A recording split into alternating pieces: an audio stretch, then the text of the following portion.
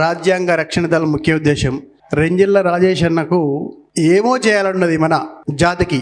రాజ్యాంగాన్ని రక్షించుకుంటూనే దళితులు, బీసీలు, ఎస్సీలు, ఎస్టీలు, మైనారిటీలు సరి సమానంగా బ్రతకడానికి ఏమి కావాలి, మనం ఏమి చేయాలి? నిజంగా చెప్పదలుచుకుంటే అన్ని పార్టీలకు మనమే అవసరం. కాంగ్రెస్ పార్టీకైనా, టీఆర్ఎస్కైనా, బీజేపీకైనా, తెలుగుదేశంకైనా, ఏ పార్టీకైనా బీసీ కానీ, ఎస్సీ కానీ, ఎస్టీ కానీ లేని వాడెవడైనా ఉండడా?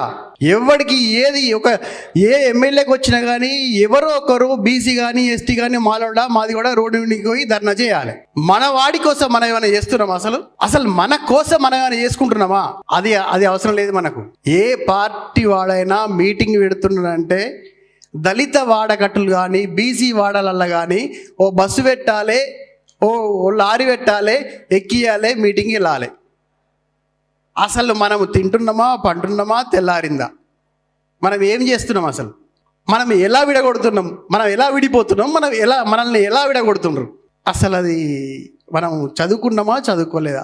మనకు అర్థమవుతుందా, అర్థమైతలేదా? నేను ఇంతకుముందే చెప్పా, నేను కూడా ఒకప్పుడు అదే. కానీ ఎప్పుడైతే నా లోపల అంబేద్కరిజాన్ని నేను కొంచెము అది చేసుకున్నానో అప్పటి నుంచి నా లోపల నుంచి శక్తి వస్తుంది, ఏదో చేయాలనే తపన వస్తుంది. అందుకోసమే ఈ మనకు తెలిసిన వ్యక్తులలో కనీసం అంబేద్కర్ వాదులు తయారైనరు అంటే రెంజల రాజేషన్నతోని కానీ, బైరి నరేషన్నతోని కానీ, సోషల్ మీడియాలో మనదన్నతోని కానీ. అసలు నిజంగా సోషల్ మీడియా అనేది ఇంతకుముందు విరలెక్క చెప్పినట్టుగా మనం వాడుకుంటే మంచిగా వాడుకోవచ్చు, చెడుగా వాడుకోవచ్చు. మూర్ఖులు చెడుగా వాడుకుంటారు, మంచోళ్ళు మంచిగా వాడుకుంటారు దాన్ని. అందుకోసమే కనీసం ఇంటికి ఒక్కరు గిట్ట అంబేద్కరిజాన్ని అనువాదించుకోండి, అంబేద్కరిజం చదవండి. అంబేద్కరిజంలో ఉన్న అంబేద్కరిజం గిట్ట తెలిస్తే, అంబేద్కరిజాన్ని గిట్ట మనం చదివితే నీకు ఏమి అక్కర్లేదు. నీ లోపల చదువు వస్తుంది, నీ లోపల రాజ్యాధికారం వస్తుంది, నీ లోపల జ్ఞానం వస్తుంది, నీ లోపల అన్నీ వస్తాయి. జస్ట్ అంబేద్కరిజం చదివితే. నువ్వు వేరే చేయవలసిన సింపుల్ ముచ్చట, పెద్ద యుద్ధం చేయాల్సిన అవసరం లేదు. నీకు అంబేద్కరిజం తెలిసింది అంటే, అంబేద్కర్ను చదివినావు అంటే ఆటోమేటిక్గా రాజ్యాంగం తెలుస్తుంది, ఆటోమేటిక్గా నువ్వేం చేస్తున్నావు తెలుస్తుంది, నీ మైనస్ పాయింట్లు ఏంటి, నువ్వేం చేస్తున్నావు, నువ్వేం చదువుకోవాలి, నీ ఫ్యామిలీని నువ్వు ఎలా అభివృద్ధి చేసుకోవాలి అనే విషయం తెలుస్తుంది. మిత్రులారా, అసలు ఏం లేదు, వాడు డబ్బులు ఇస్తాడా, వారికి ఓటేసినామా, తిన్నామా, పడుకున్నామా, ఇదే చేస్తున్నారు. కానీ అసలు మన చరిత్ర ఏంది, మనకు అసలు బాబాసాహెబ్ ఎందుకు బుద్ధిజం తీసుకున్నాడు, అసలు ఆయన పిల్లలు మొత్తం పొడగొట్టుకున్నాడు మన కోసం.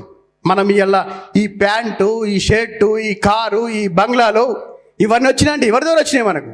ఆయన మన కోసము, ఆయన త్యాగము, ఆయన మొత్తం భార్య పిల్లలను మొత్తం నాశనం చేసుకున్నాడు. ఇలా మనం ఇట్లా ఉన్నాము, ఈ ఏసీలల్లా, ఈ కార్లలో తిరుగుతున్నాము, ఈ బిర్యానీలు తిరుగుతున్నాము, కనీసం రోడ్ ఎక్కనియలేదు మనలా, రోడ్డు కూడా ఎక్కనియలేదు మనలా. అట్లాంటి స్టేజ్ కాడ నుంచి ఇవాళ అసలు ఒకప్పుడు వాళ్ళు రాజులు ఎట్లా అనుభవించారు, ఇప్పుడు ఆ స్థాయిలో అనుభవిస్తున్నాం మనం. కానీ ఏం చేస్తున్నాం? ఆయన pay back to the society చేస్తున్నాలే మనం. కనీసం ఒక చిన్న వచ్చిన ఎవరైనా ఉద్యోగస్తులున్నా, రాజకీయ నాయకులున్నా ఏమనుకోవచ్చు దయచేసి. ఉద్యోగం వస్తే దేవుని దయ వల్ల ఉద్యోగం వచ్చింది నాకు. అంబేద్కర్ రాజ్యాంగం పెట్టిన భిక్ష ద్వారా నేను ఇలా ఉద్యోగం వచ్చింది నాకు.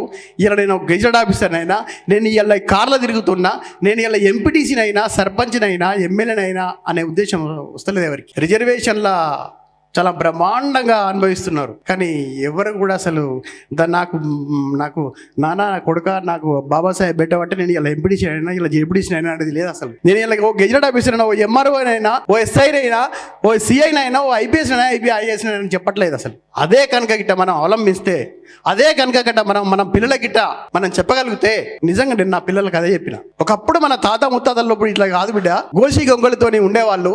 ఇలా మనం ఈ అపార్ట్మెంట్లో ఉంటున్నామంటే కేవలం బాబాసాహెబ్ అంబేద్కర్ బిడ్డ అని చెప్పిన నేను. అది కనుక మనం చేస్తే ఎంతో దూరంలో లేదు మనకు కావాల్సింది. ఒక్కొక్కరికి 30 ఏళ్ళు పడుతుంది, 40 ఏళ్ళు పడుతుంది రాజ్యాధికారం రావాలంటే. కానీ మనకున్న అన్ని అవకాశాలు ఉన్నాయి. ఆ దేవుడు మనకు అన్ని అవకాశాలు ఇచ్చిపోయిండు, అన్ని అవకాశాలు రాసిపోయిండు. మనమే కనుక pay back to the society కేవలం చెప్పగలిగితే ఒక 5 ఏళ్లలో మనం రాజ్యాధికారాన్ని దక్కించుకోవచ్చు. అందరం మన మంది రావడానికి సమస్య కాదు, వచ్చిన వాళ్ళం కూడా రాజేష్ అన్నతోని రాజ్యాంగ రక్షణ దళ పేరు మీద మనం విలేజ్ నుంచి, మండల స్థాయి నుంచి, జిల్లా స్థాయి నుంచి ఓ వ్యవస్థను తయారు చేయగలిగితే ఎంతో దూరంలో లేదు, దగ్గరలోనే ఉంది. కాబట్టి మనం ఆ దిశగా పయనించాలని కోరుకుంటూ ముగిస్తున్నాను.